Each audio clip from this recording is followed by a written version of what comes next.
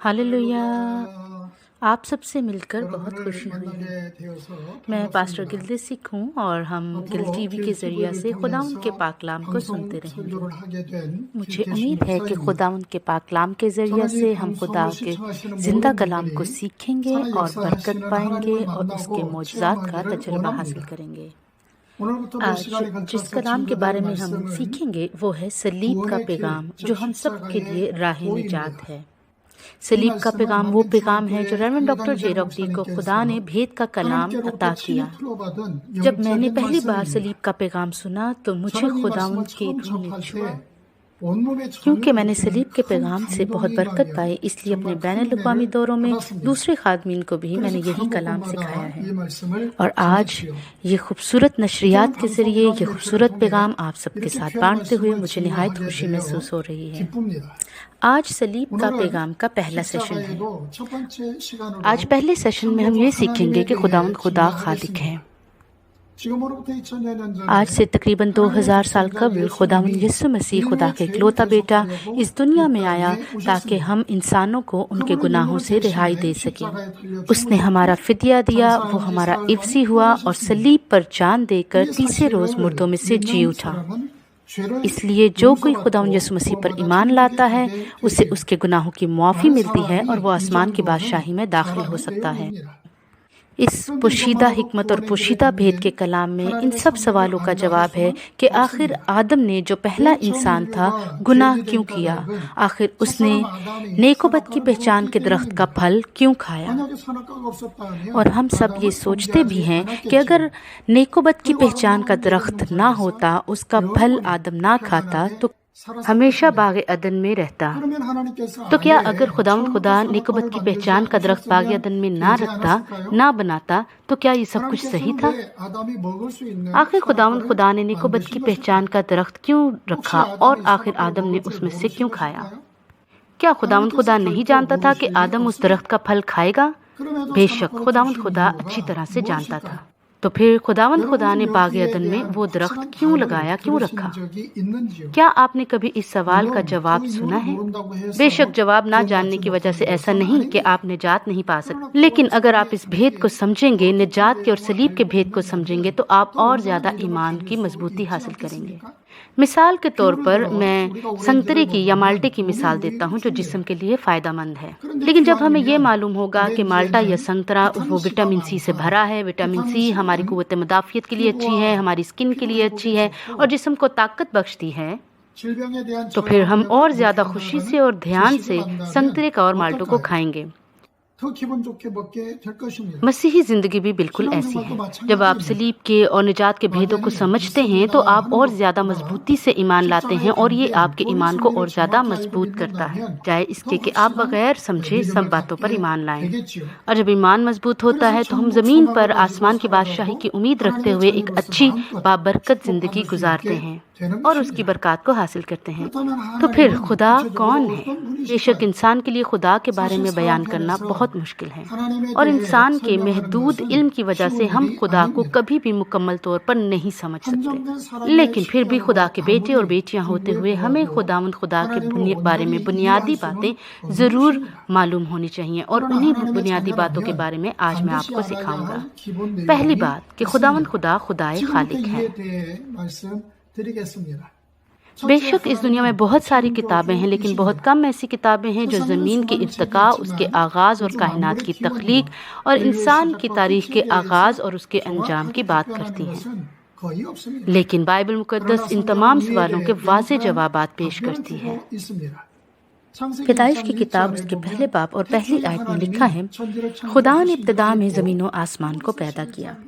और इब्रानियों के ख़त उसके 11वें बाब तीसरी आयत में लिखा है, ईमान ही से हम मालूम करते हैं कि आलम खुदा के कहने से बने हैं, ये नहीं कि जो कुछ नज़र आता है ज़ाहिरी चीज़ों से बना हो।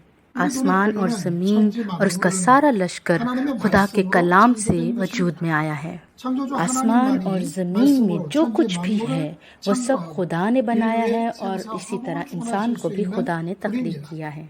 इस कायनात में बहुत से ऐसे सबूत हैं जिससे हम जान सकते हैं कि खुदा ही इस कायनात का खालिक है।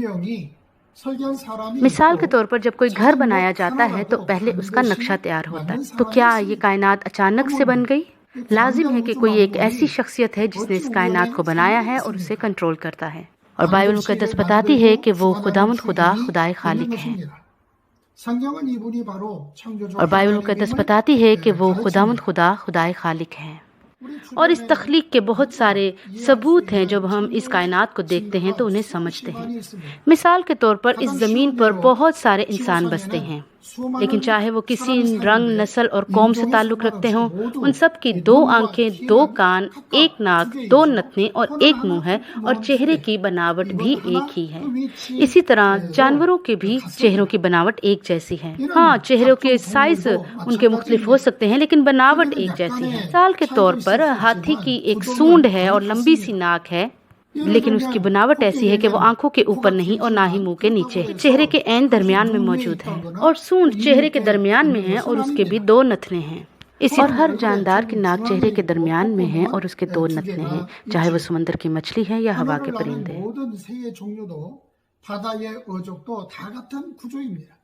اور اس کے ساتھ ساتھ جو کچھ وہ کھاتے ہیں وہ منہ سے کھاتے ہیں، معدے میں اسے ہضم کرتے ہیں اور اس کے بعد مزبلہ میں اسے گرایا جاتا ہے.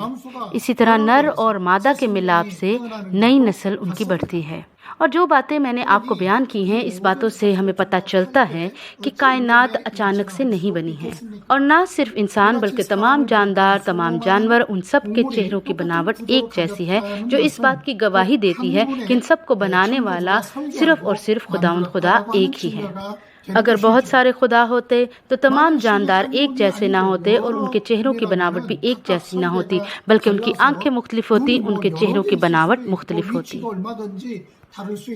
اور ان سب باتوں کے ساتھ ساتھ جو تمام سولر سسٹم ہے وہ بالکل کسی غلطی اور کوتاہی کے بغیر بالکل صحیح چل رہا ہے. بالکل ایسے ہی، کیونکہ زمین پر رہنے والے انسان چاند کی غیر موجودگی میں اس زمین پر نہیں رہ سکتے، کیونکہ چاند زمین کے گرد گردش کرتا ہے اور اس کا فاصلہ زمین سے بالکل اتنا ہی ہے جتنا اس کا ہونا چاہیے کہ زمین پر رہنے والے انسانوں کو اس سے کوئی نقصان نہ پہنچے.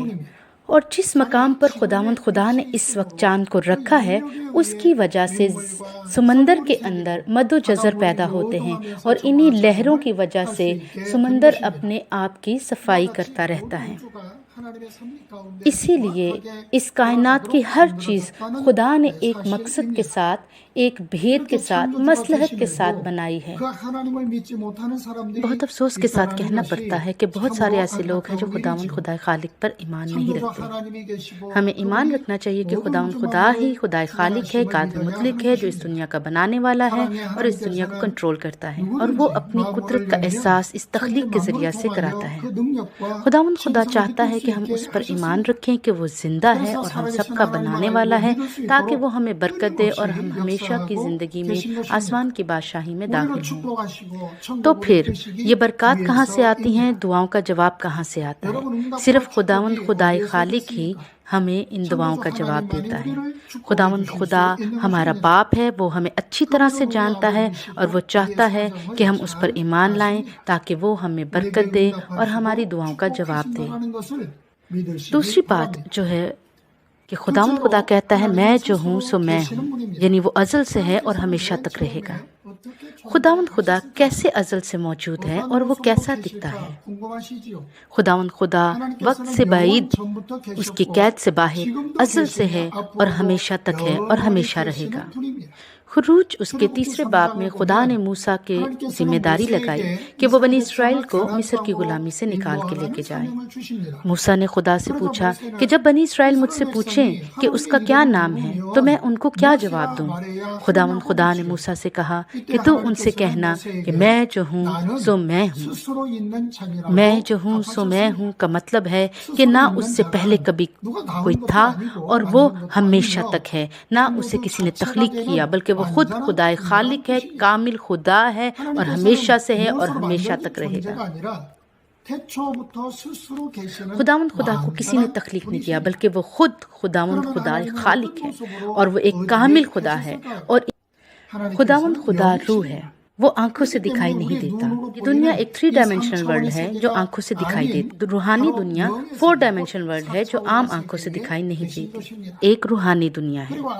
خداوند خدا ایک خوبصورت پاک نور ہے، اس کو اپنی لپیٹ میں رکھتا ہے۔ پہلا یوحنا اس کا پہلا باب اس کی 5ویں آیت میں لکھا ہے، خدا نور ہے اور اس میں ذرا بھی تاریکی نہیں۔ اور یوحنا رسول کی انجیل پہلے باب پہلی آیت میں لکھا ہے، ابتدا میں کلام تھا اور کلام خدا کے ساتھ تھا اور کلام ہی خدا تھا۔